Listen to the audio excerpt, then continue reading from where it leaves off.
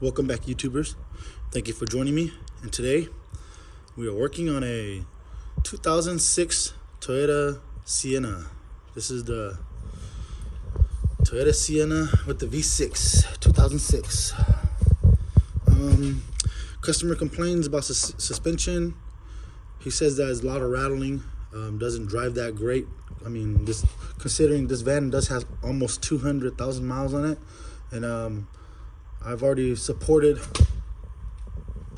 up the van support on jack stand, choked the wheels back there, and before I took the tires off, I went ahead and loosened up the axle nut.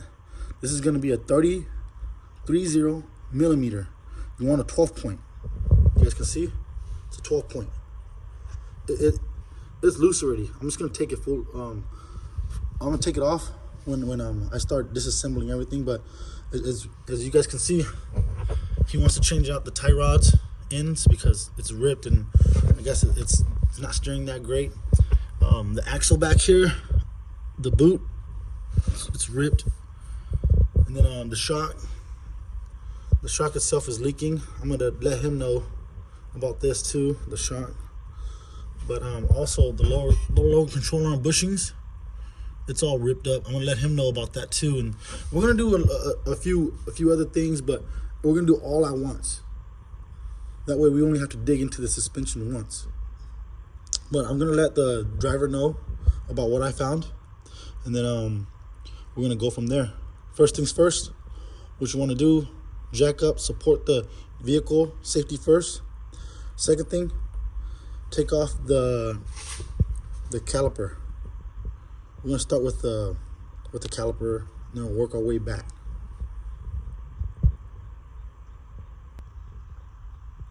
In order to remove the brake caliper, you got these two 12 millimeter bolts back here. You got one, and you got the second one down here. Lefty loosey, righty tighty. Then you want to get the brake caliper out of the way. You go ahead and just grab one of your mechanic S hook like this. You know, just hook it up, hang it. Just hang it somewhere out of the way on the shock or something. Next, you got this little support bracket that holds both ABS and the brake line onto the shock. It's a 12 millimeter right here. This one. They're loose. You want to move these out of the way because we don't want to cause any damage. You got this plastic clips that hold the ABS wire onto the hub assembly. It's just two little clips back here. Just go ahead and just, with your finger, just like that. The other side, same thing, it's just another clip. Like that. And they just fall into this little hole right here. Little piece right here, they latch into it. Then back here, you want to follow this wire. This is your ABS wire. There's a 10 millimeter back here. Lefty loosey, righty tighty. This little one right here. Then just go ahead and pull out your ABS wire. We're gonna clean it, inspect it before we install and put it back together, install it, reassemble everything. Just gonna set it up here, get it out of the way. Then, we're just gonna remove the brake caliper. I'm gonna hang it. I'm gonna show you guys how to take the rotor and the brake caliper bracket and start going with that. I already took off this 30 millimeter nut for the axle, 12 point. Set it here. Let me set the phone down and remove the brake caliper, and we'll continue forward. Okay, so I went ahead and I hung the caliper on the shock just to get it out of the way, make sure that none of the lines are in the way. But as I took off the brake caliper, I noticed something. We got another case of a junkyard mechanic. I say that because whoever did the brakes on this once put the wrong rotor on. It looks perfect. It looks great. I mean, all the bolt patterns fit, but I'm thinking this is probably for like a Camry or Corolla. This rotor, because if we go to the side here, the rotor, it chewed up the inside of the brake pads. I'll show you guys as soon as I take off the brake pads, but man, what a scary idea. Whoever did this, good job. Junkyard mechanic, please stop what you're doing. Whoever did this, you're gonna kill somebody. So I'm gonna have to let the driver know that he's gonna need a new rotor and obviously brake pads, because I don't do stuff like this. As you guys can see, this is what's been happening. Wow. So sketchy. It's gonna kill somebody. Whoever's doing this, please stop. Just don't turn a wrench. Yeah. Everybody knows how to turn a wrench, and all of a sudden everybody's a mechanic. This is so dangerous. So I'm gonna continue forward. I'm gonna set the phone down. I just wanted to show you guys this. This is very dangerous. I don't advise doing this. I will call the owner or the driver right now and let him know and see if he has time to come down and check it out. But other than that, we're gonna keep on moving forward. As you guys can see, both brake pads will need to be replaced. It wore through both sides. This is horrible. We're gonna remove the brake caliper bracket. Back here, there's gonna be 2 bolts, one up here, one down here. They're gonna be 17 millimeters. And just loosen them, take them out, just set it to the side. There's one.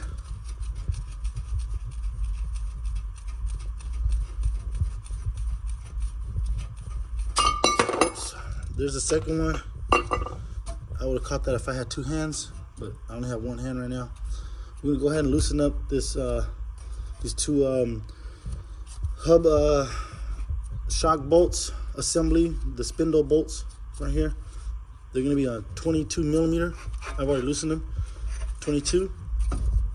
Go ahead and pull your. This rotor's junk, but yeah, go ahead and remove that rotor. This is the wrong rotor. Trash. The axle's already loose, as you guys can see, right there. And then next, what you want to do is loosen up this. You can remove it, get it out of the way, because I think we're gonna just to get out of the way so we don't damage anything. But this nut right here is a 17 millimeter, and if it starts to spin on you, this is a 6. Let's see, where is that? Right there. 6. If you guys can see it, 6 millimeter. Then a 3/8 ratchet. It's already loose. I'll just get everything out of the way. Next thing we're gonna do is go after these lower control arms, ball joints, and the tie rod ball joint. I'll show you guys as soon as I finish removing the rest of the stuff.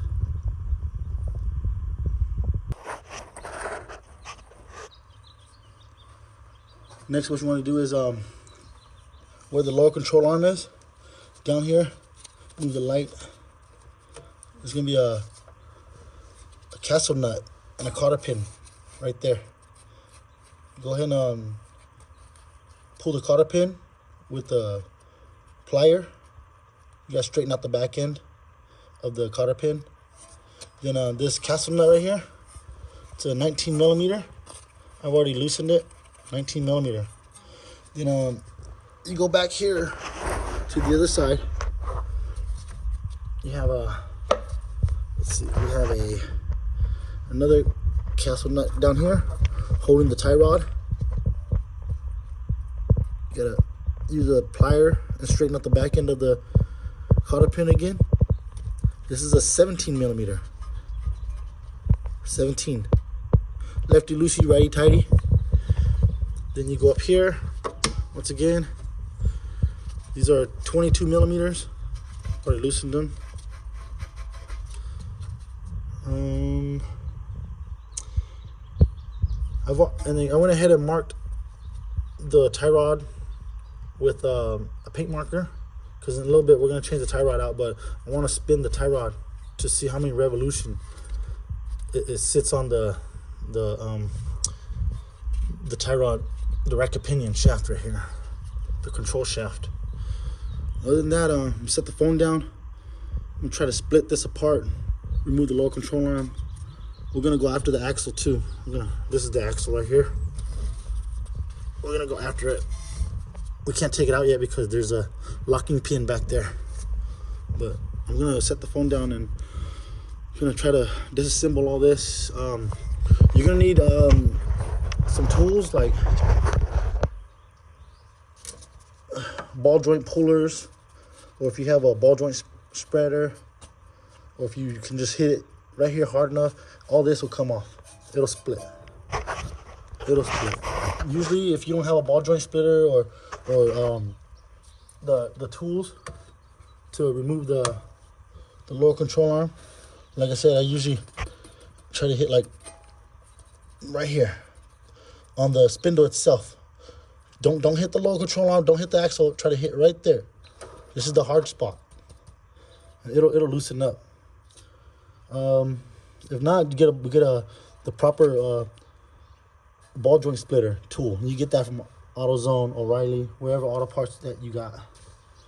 I'm gonna set the phone down. I'm gonna continue and split it all, and then we're gonna do more inspection and let the driver know. I got the tie rod end out of the spindle, and I went ahead and split the lower control arm. You guys probably can't tell, but it's loose. Then we're gonna go up here, back to these two of these 22 millimeters bolts. Just gonna pull them out. Once you pull these two bolts out, be careful. It's a lot of pressure right here, a lot of tension, a lot. So when you pull them out, don't stick your finger in there. It's a pressure point. It'll probably damage your finger or something. Then you want to be careful. The axle's already loose, already knocked it in. Everything should just come out once you pull these two bolts. And then just set it to the side, and we're gonna go after the lower control arm next, because I recommend changing the lower control arm out. The bushings are gone. They're all ripped. I'm gonna, like I said, I already let the driver know. Most likely he's gonna do it. He said he'll call me back, so he's at work right now. So we're gonna keep on going forward. I'm gonna disassemble this whole assembly, this whole hub assembly. I'm gonna remove it.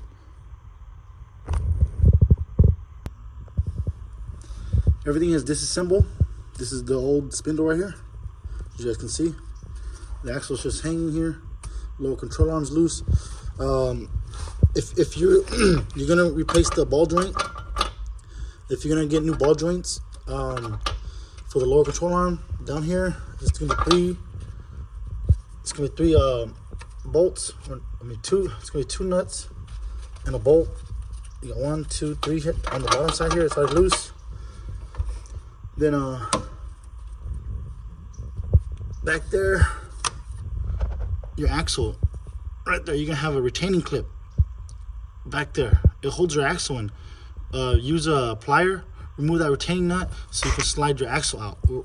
I'm gonna tell the driver we have to replace it because the boot's ripped and it's just loose in there. I can feel it. It's all wobbling in there. The axle just slides out. Then we're gonna move the sway bar end link, because we gotta make room to move the lower control arm. Then we also gotta remove this motor mount, because we can't get to the bolt back here. There's a bolt back here hidden behind the motor mount. I'm gonna try, but we might have to remove the motor mount. Then I've already loosened the bolt for the lower control arm here in the back. This is a 19 millimeter. Everything's loose. The only thing we have left is just these bolts right here and the motor mount. Other than that, everything's loose. If you're changing shocks, you want to go up over the fender. There's gonna be this rain gutter protector or seal or panel. Just lift up right here, right there. There's gonna be three of those 14 millimeters. Once you loosen them, the whole shock should just drop. If you're doing shock, I recommend shocks, but I don't think the driver's gonna want to drop that much money on shocks. But I'm just letting him know about the parts that do need to be taken care of, like the axles, the tie rod ends, the lower control arm. I mean, the shock's important too, but I'm just a mechanic. I'm just here to do the repair and advise the driver of what I see. It's up to him because I don't know how big everybody's pocket is. Other than that, these are the flaws that I see. I'm gonna go ahead and move the axle. I'm gonna try to go ahead and move all the other stuff, but I'm gonna get this hub out of the way so we have more room to work on. So I managed to get the axle out. This is the passenger side axle. This is the retaining clip that I was telling you guys about. It goes in here. There's a bracket in there. It locks it in. This is the bearing. This is the part that's seized. As you guys can see, it's all rusted. I couldn't get it out. It was seized in there. I didn't have the slide hammer or anything like that. So what I did was I grabbed my punch, the one that fits snug in here, and from the back side I just went around and hit with my hammer, and it looks ugly. As you guys can see, it's all damaged, but I mean, like I said, we're gonna put a new axle in. But I just hit all the way around. I spun the axle, hit it, and finally it popped out. You know, the reason why we're changing is because, like I said, it's ripped here and it's damaged. The axle's no good. Other than that, we're gonna keep on going forward until we get the lower control arm out. Whatever you do to this side, you do to the other side. The only difference is this side, the passenger side, doesn't have an intermediate shaft right here, this long shaft. The passenger's driver's side is probably gonna be like half the size. But other than that, what you do on the right side, which the same thing you do to the left side. We're gonna keep on moving forward. Like I said, I'm gonna try to get this low control arm out, but I think I might have to support the engine. That way I can get to those two bolts that hold on the low control arm into the subframe. So we're gonna keep on going forward. I got the CV axle out. When you pull it out, it is gonna leak some transmission fluid. So remember to top off the transmission fluid. Now it's time for us to go after the tie rod ends. As you can see, there's no, it just hangs, it's broken. So I marked it because we're gonna count the revolutions that how many times it takes to take it off. It's already busted from years and years of age. We're gonna go ahead and spin it. I'm gonna do this with one hand, so that's 1, 2, 3, 4, 5, 6, 7, 8, 9, 10, 11, 12. So it takes 12 revolutions. So the next time we put it on, we're gonna spin 12 times. But we're gonna go ahead and remove this nut right here. This one's a 22 millimeter.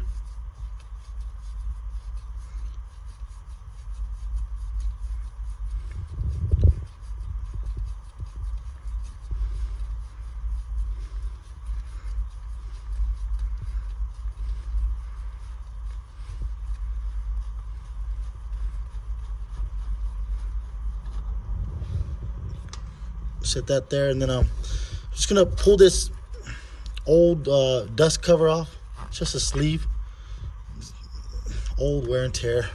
Let me adjust my angle on this. Okay, there's the other half of the sleeve. Then this is the other piece of the tie rod, the inner tie rod. There's 2 flat grooves back here. You're gonna need a special tool. It's this piece that locks in here, just like that. Then you need this long tool right here. This tool right here. Looks like a long pipe with the tie rod inner tool. So what you do is you slide this over the inner tie rod. Then you slide this sleeve through the inner tie rod. You connect this in here, unlock it like this. It's unlocked. Once you get it in, it'll fall in place like this. And then you lock it in like that. Then you just unbolt it or loosen it. Lefty loosey, righty tighty. I'll show you guys right now. I'll try to do this with one hand. If I can't, then I'll have to put it down and then I'll set it up, and I'll show you guys once I get it on. So it goes on like this. Just like that. And you got this sleeve right here. You shove it in there. Then once you get it in there, you lock it in. Then it's a 1/2 inch. You get your long 1/2 inch ratchet. You turn it left, lefty loosey, righty tighty. It should come off. I'm gonna put the camera down. I'll set it up and then I'll show you guys. So I got the inner tie rod locked in. I've already loosened it. I already took off my 1/2 inch ratchet. I'm just gonna show you guys. It's already loose. See how it spins? It's spinning now because it's locked in. Once it's loose like that, you can honestly just move the tool, which I'm gonna try to do with one hand. Okay, it comes off like that. There's the tool right there, piece of the tool, just like that.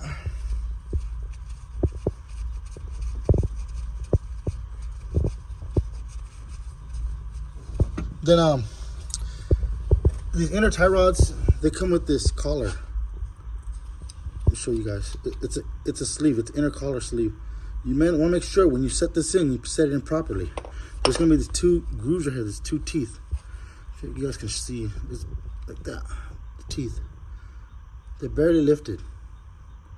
Those 2 teeth, they go in here into these 2 grooves right there. You got these 2 grooves right there, right there. So these 2 grooves right here, they go in here. When you tighten down the new inner tie rod. And the same thing. When you tighten down the inner tie rod, just tighten it, snug it down. Make sure this washer, this retaining nut is sandwiched. Make sure it's facing the proper way. Pay attention, guys. Then it comes with the new dust cover right here. Just cover it. And then same thing. Here's the new tie rod end. We're gonna do 12 revolutions to the right. Snug it down. We should be ready to assemble all the other pieces together. But first things first, we're gonna have to remove the lower control arm. We're gonna have to jack up both sides of the engine to remove both of the lower control arm.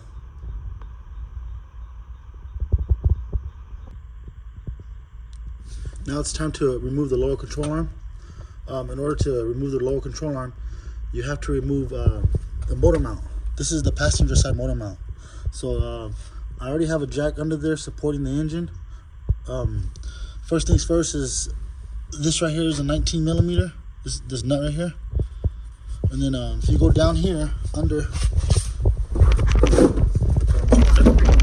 there, you have 3 of these 17. You got 1 there, you got 2 there, and you got 3. The third one's like in here. I've already loosened all of them. You guys can see they're already loose. I just want to show you guys. And then you go back up here, and then once you jack up the engine, it should clear. Once it clears, you want to go to the back side of the low control arm and loosen these up. which I've already done. These are 19 millimeters, both of these, the bolt and the nut. And then back here, behind the motor mount, if I can show you guys.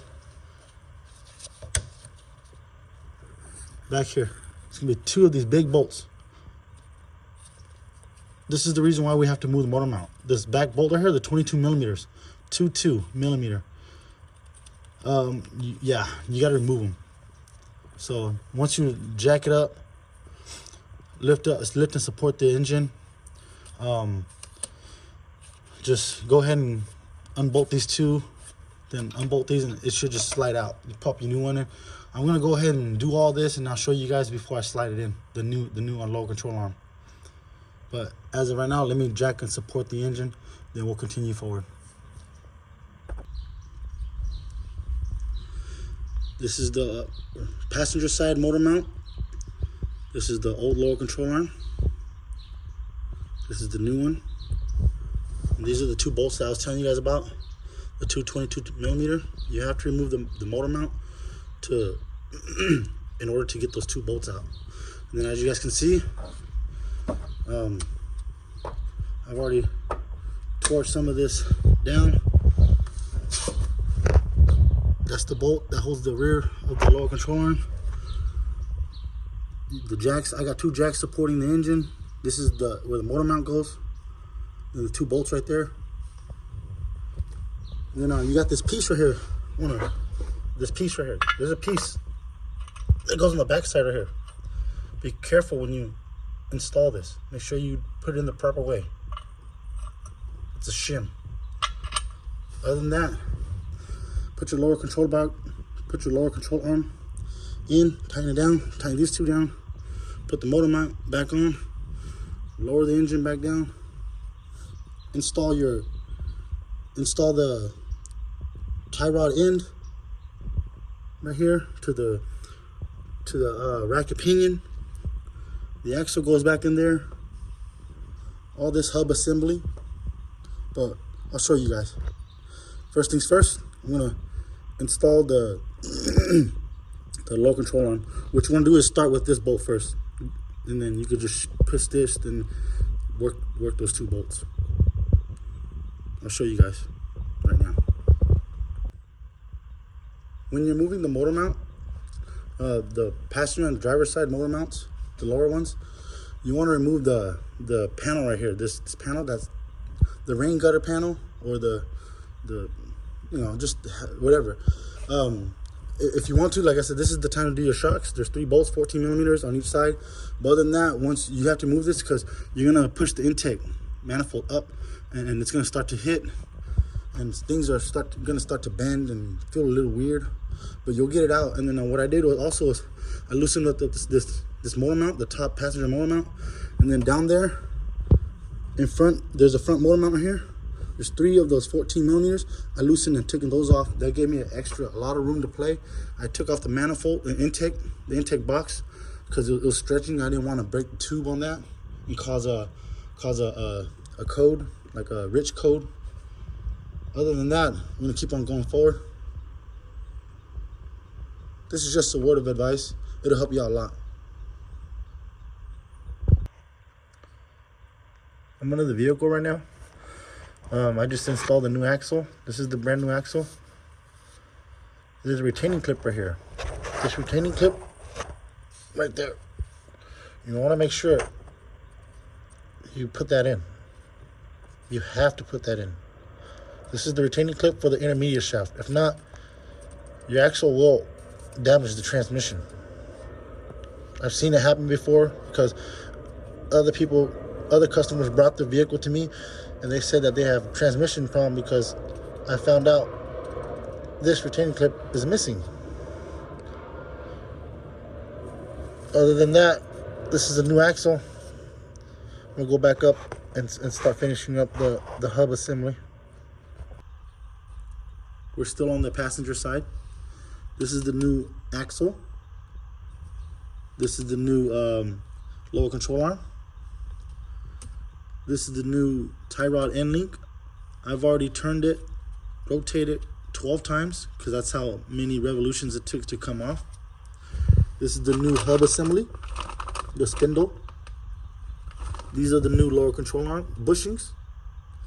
As you guys can see, one says L, the other one says R. Make sure you get L and R. L is for the driver's side, R is for the passenger side. And then I went ahead and got new rotors also, the correct rotors, because like I was saying, you guys can see, I don't know if you guys can see, that's how much difference there is. That's the reason why it was causing this problem right here. So whoever threw these rotors on, like I said, junkyard mechanic, they didn't pay attention. You need to pay attention. Just because the bolt pattern fits doesn't mean it's the correct rotor. Yeah. So I got the rotor, the correct rotor. Everything is practically brand new. I did advise the driver to put new shocks and new sway bar end links, but they said they were on a budget, and it's fine. They said they're going to come back and do it later, which is okay. Other than that, I'm going to get them new brakes. I already got the new pads. Other than that, we're pretty much done. We got a whole new suspension besides the shock and the sway bar end link. And then we lost some transmission fluid. You're gonna want to top off the transmission fluid, about 2 to 3 quarts. That's what I saw come out, 2 to 3 quarts. So other than that, we're pretty much done. You do the same thing to the other side. The only thing is, like I said, the difference is the axles. There doesn't have that retaining clip in the middle, but all these nuts and bolts, they're pretty much the same. Put up the top covers to the rain gutter or the panel. Other than that, we're pretty much done. This is how you do a suspension work on a 2004 to 2006 Toyota Sienna. This is the 3.3 liter. Other than that, thank you. Thank you, YouTubers. Thank you for joining me. You guys have a great day. If you like this kind of content, please feel free to leave a like, comment, and share.